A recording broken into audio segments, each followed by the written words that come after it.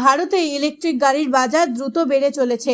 এখন অনেকেই পেট্রোলের খরচ বাঁচাতে ও দূষণ কমাতে বৈদ্যুতিক স্কুটি নিচ্ছেন। সেই বাজারেই এসেছে কোমাকি ইলেকট্রিক নামের এক কোম্পানির নতুন আবিষ্কার, ভারতের প্রথম 3 চাকাযুক্ত পারিবারিক এসইউভি স্কুটি, যার নাম কোমাকি FAM 1.0 ও FAM 2.0। এই স্কুটির সবচেয়ে বড় বিশেষত্ব হলো এতে 3টে চাকা আছে, একটা সামনে ও দুটো পেছনে, তাই এটাতে পড়ে যাওয়ার ভয় একদমই নেই। পুরো পরিবার সবাই মিলে নিরাপদে চলতে পারবেন। স্কুটিটা দেখতে অনেকটা ছোট গাড়ির বা রিক্সার মতো। সামনে চালকের সিট আর পেছনে বড় সিটে আরো 2 জন আরামে বসতে পারে, মানে মোট 3 জন পর্যন্ত একসাথে যাতায়াত করা যায়। তাই একে ফ্যামিলি স্কুটার বলা হচ্ছে।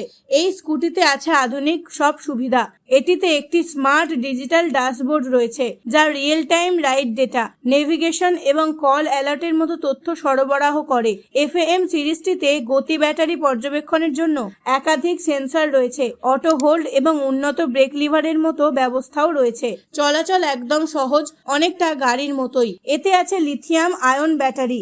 একবার পুরো চার্জ দিলে FAM 1 100 কিমি আর FAM 2 200 কিমি পর্যন্ত রেঞ্জ সরবরাহ করতে সক্ষম। পুরো চার্জ হতে সময় লাগে প্রায় 4 থেকে 5 ঘন্টা। সর্বোচ্চ গতি ঘন্টায় প্রায় 50 থেকে 60 কিলোমিটার। পেট্রোল স্কুটির মতো খরচ একদমই নেই।